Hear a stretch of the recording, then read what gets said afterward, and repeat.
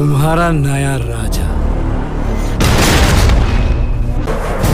देवलोक, पृथ्वीलोक, पाताल लोक, तीनों लोकों में एक ही राज होगा, रावण राज।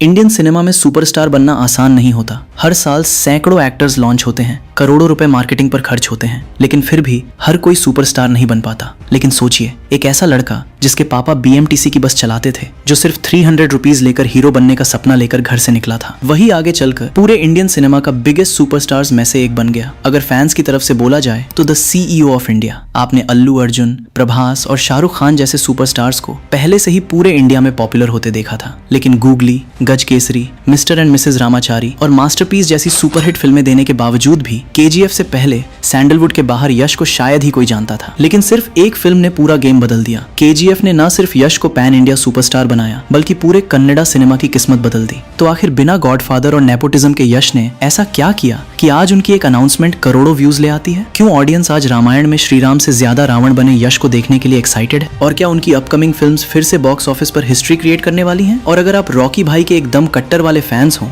तब तो ये वीडियो आपके लिए मस्ट वॉच है। तो प्लीज वीडियो को एंड तक जरूर देखना और अभी से वीडियो को लाइक भी कर देना। तो चलिए जानते हैं the unbreakable stardom of rocking star Yash, उनकी अनटोल्ड स्टोरी और उनकी अपकमिंग लाइनअप के बारे में।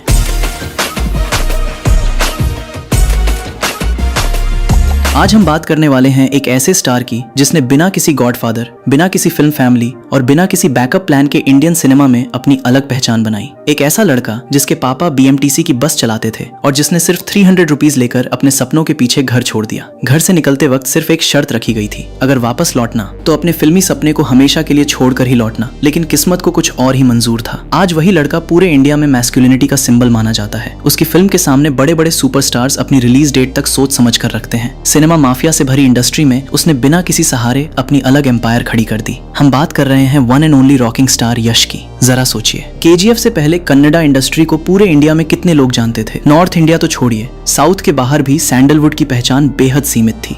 लेकिन KGF फ्रेंचाइज ने सिर्फ एक फिल्म नहीं दी, उसने पूरे कन्नड़ा सिनेमा की किस्मत बदल दी और यश को पैन इंडिया सुपरस्टार बना दिया। सबसे दिलचस्प बात यह है कि पिछले 3 इयर्स में यश की एक भी फिल्म रिलीज नहीं हुई। आज के दौर में अगर किसी स्टार की 1 ईयर तक फिल्म ना आए तो लोग उसे इर्रेलेवेंट कहना शुरू कर देते हैं, प्रोड्यूसर्स भी दूरी बनाने लगते हैं। लेकिन यश के साथ कहानी बिल्कुल उल्टी है। 3 इयर्स की साइलेंस के बाद भी उनकी छोटी सी अनाउंसमेंट इंटरनेट पर तूफान ला देती है। यही होता है असली स्टारडम। इस वीडियो में हम डिकोड करेंगे कि आखिर यश ने इतनी अनब्रेकेबल स्टारडम बनाई कैसे, और साथ ही जानेंगे कि उनकी अपकमिंग लाइनअप क्या KGF से भी बड़ा इतिहास रच सकती है या फिर एक्सपेक्टेशंस का प्रेशर उनके लिए सबसे बड़ी चैलेंज बनने वाला है। लेकिन यश की कहानी किसी ब्लॉकबस्टर से कम नहीं है। आज जिनके नाम पर 1000 करोड़ से ज्यादा का बिजनेस होता है, एक वक्त ऐसा भी था जब उनके पास 2 वक्त का खाना तक नहीं था और कई रातें बस स्टैंड पर गुजारनी पड़ी थी। हीरो बनने का सपना लेकर सिर्फ 16 इयर्स की उम्र में बेंगलुरु पहुंचे। यश के पास प्लान B जैसा कोई ऑप्शन ही नहीं था, क्योंकि घर वालों ने साफ कह दिया था कि अगर वापस लौटे तो दोबारा सपनों के पीछे भागने की इजाजत कभी नहीं मिलेगी। इसीलिए उन्होंने हार मानने की जगह हर छोटा बड़ा काम किया।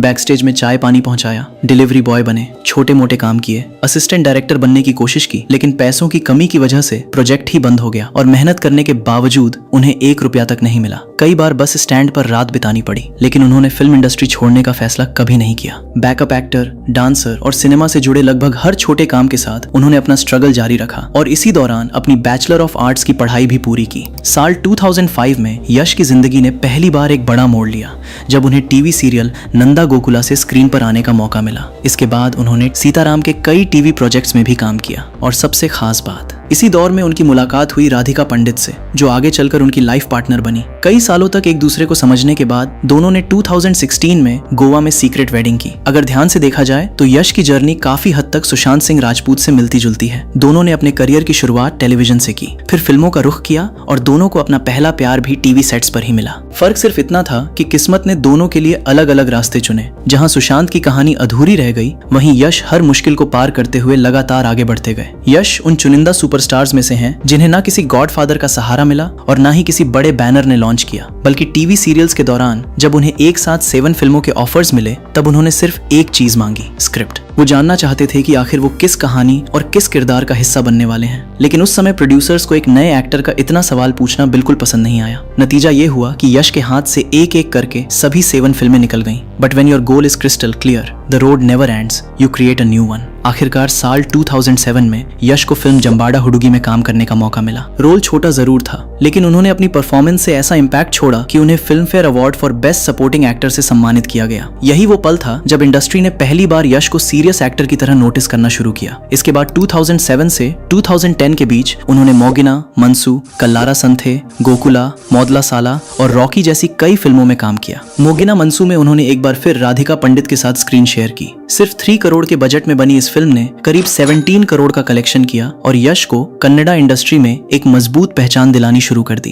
वैसे लीड हीरो के तौर पर यश को पहला मौका 2008 में फिल्म रॉकी से मिला, लेकिन लगभग 4 करोड़ के बजट में बनी ये फिल्म बॉक्स ऑफिस पर सफल नहीं हो पाई। हालांकि फिल्म ने यश को एक ऐसी पहचान दे दी जो आगे चलकर उनकी सबसे बड़ी आइडेंटिटी बनने वाली थी, Rocky. So I am glad that मुझे ओवरनाइट सक्सेस नहीं मिला और मेरा लॉन्च नहीं हुआ।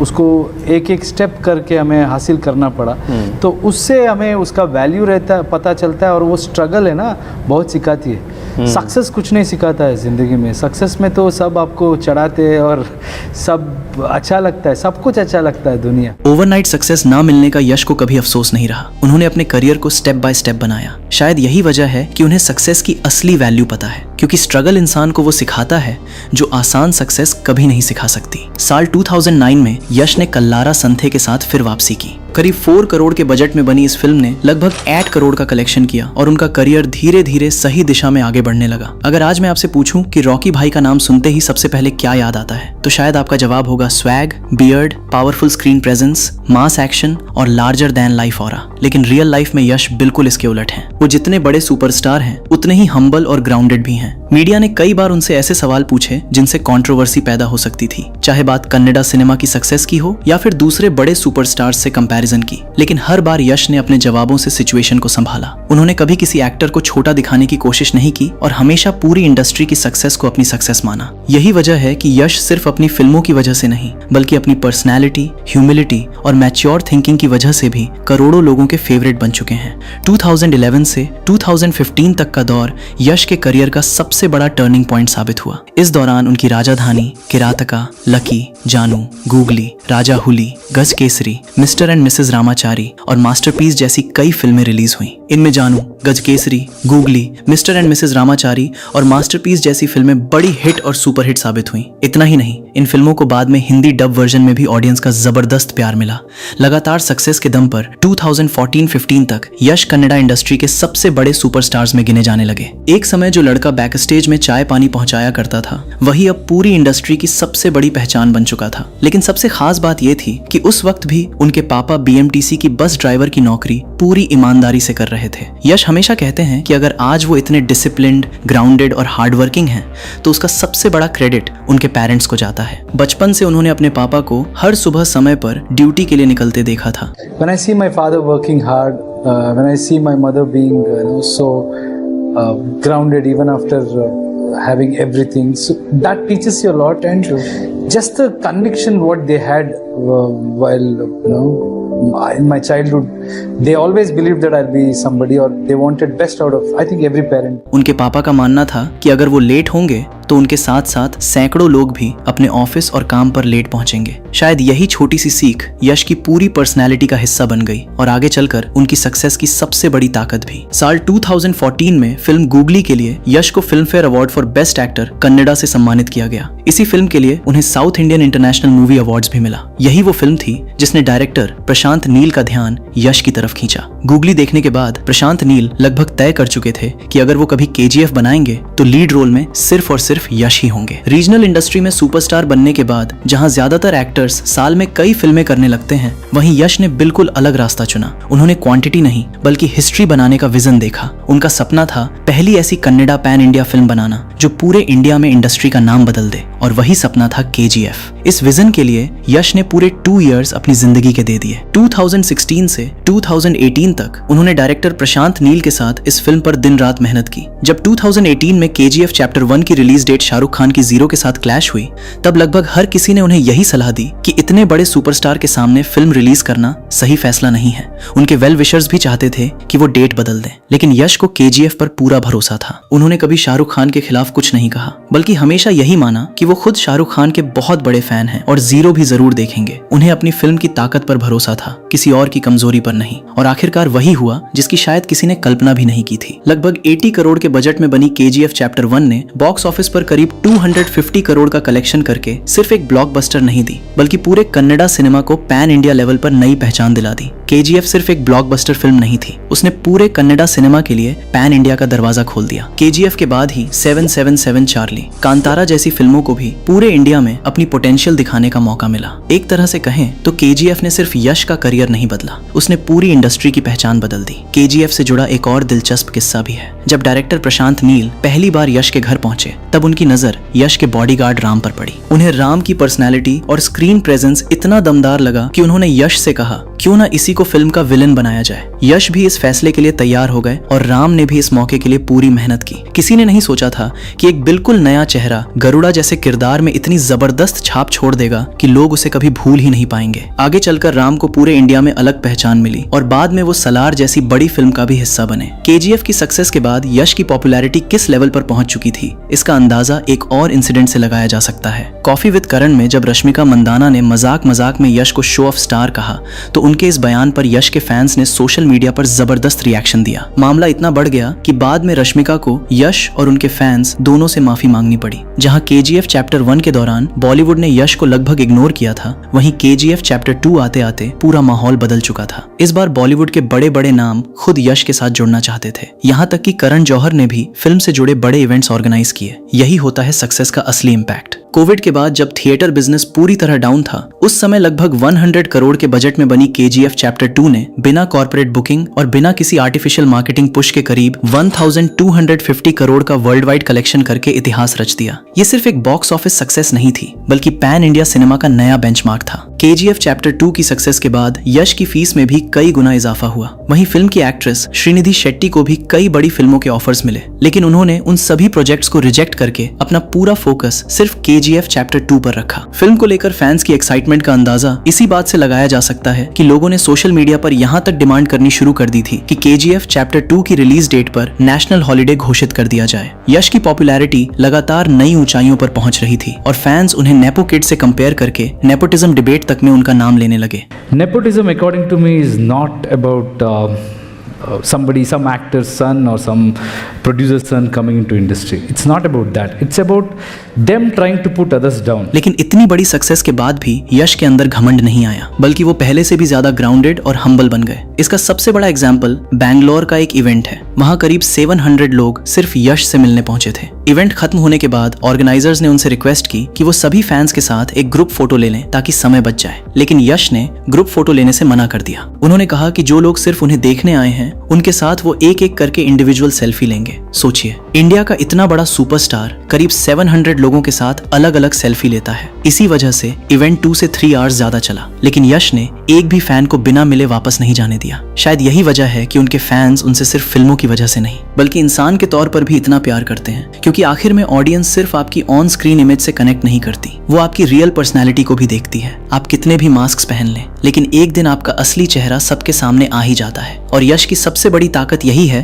कि उनकी रियल पर्सनैलिटी भी उतनी ही स्ट्रॉन्ग, रिस्पेक्टफुल और जेन्युइन है जितनी उनकी स्क्रीन प्रेजेंस। जरा इमेजिन कीजिए, अगर इतनी बड़ी सक्सेस मिलने के बाद यश भी कुछ दूसरे बड़े स्टार्स की तरह अपने फैंस के साथ गलत बिहेवियर करने लगते, पब्लिक में लोगों से बदतमीजी करते, फोन्स तोड़ते या ऑडियंस को रिस्पेक्ट देने की बजाय उन्हें ही इंसल्ट करने लगते, तो क्या आज उनका स्टारडम इसी लेवल पर होता? शायद बिल्कुल नहीं। यही फर्क यश को बाकी कई सुपरस्टार्स से अलग बनाता है। उन्होंने सिर्फ फैंस बनाए नहीं, बल्कि उनके साथ एक इमोशनल कनेक्शन बनाया। यहाँ तक कि एक बार उन्होंने कहा था कि अगर इस दुनिया में उनके सबसे अपने कोई हैं, तो वो उनकी ऑडियंस है, क्योंकि ऑडियंस ना आपकी फैमिली देखती है, ना बैकग्राउंड, ना रिलीजन, ना कास्ट, ना बैंक बैलेंस और ना ही ये कि आपके पीछे कौन खड़ा है। वो सिर्फ आपका काम देखती है और अगर उन्हें आपका काम पसंद आ जाए तभी वो आपको सुपरस्टार बनाती है। I believe audience are the only relatives I have. Sweet. Okay, because they are not biased. Yeah. They have supported me.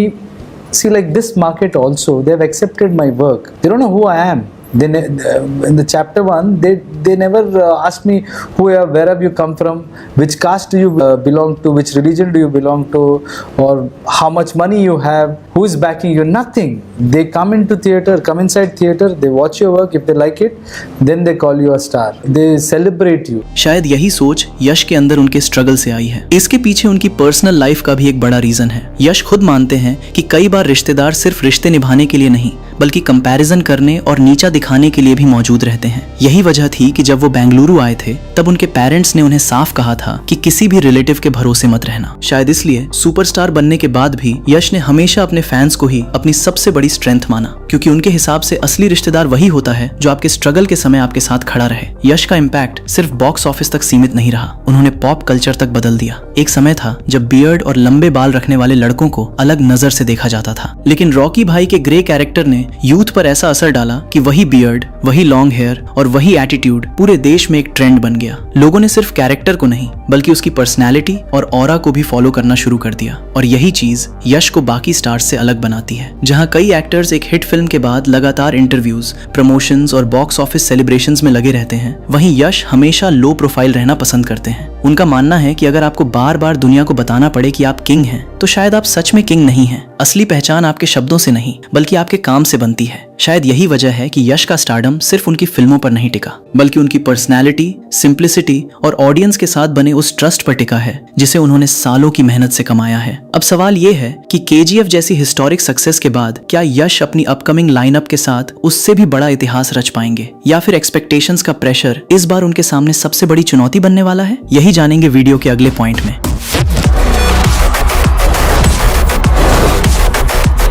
अब बात करते हैं यश की अपकमिंग लाइनअप की, क्योंकि KGF चैप्टर 2 के बाद सबसे बड़ा सवाल यही है कि क्या यश अपनी अगली फिल्मों के साथ फिर से हिस्ट्री क्रिएट कर पाएंगे। नंबर 1 पर है टॉक्सिक, यश की गैंगस्टर एक्शन ड्रामा फिल्म जिसका पहला टीजर आते ही इंटरनेट पर जबरदस्त बज बन गया था। फिल्म को डायरेक्ट कर रही हैं गीतू मोहनदास, जो पहले भी कंटेंट ड्रिवन सिनेमा के लिए जानी जाती हैं। लेकिन टॉक्सिक की जर्नी जितनी ग्रैंड दिख रही है उतनी ही कॉम्प्लिकेटेड भी रही है। फिल्म कई बार डिले हो चुकी है। इसकी सबसे बड़ी वजह है कि मेकर्स किसी भी हालत में कॉम्प्रोमाइज नहीं करना चाहते। रिपोर्ट्स के मुताबिक post production, VFX refinement, international scale पर रिलीज प्लानिंग और ग्लोबल डिस्ट्रीब्यूशन स्ट्रेटेजी की वजह से फिल्म की टाइमलाइन कई बार बदली गई। यश खुद भी इस फिल्म के को प्रोड्यूसर हैं, इसलिए फाइनल आउटपुट से पहले किसी भी चीज को जल्दबाजी में रिलीज करने के मूड में नहीं है। कुछ ऑनलाइन रिपोर्ट्स में VFX और टेक्निकल अपग्रेड्स की भी चर्चा रही है, लेकिन इन दावों की आधिकारिक पुष्टि नहीं हुई है। फिल्म का स्केल भी कमाल का बताया जा रहा है। हंड्रेड्स ऑफ इंडियन और फॉरेन आर्टिस्ट्स, मैसिव सेट्स और इंटरनेशनल प्रोडक्शन वैल्यूज साफ दिखाते हैं कि यश KGF के बाद भी सेफ गेम नहीं खेल रहे,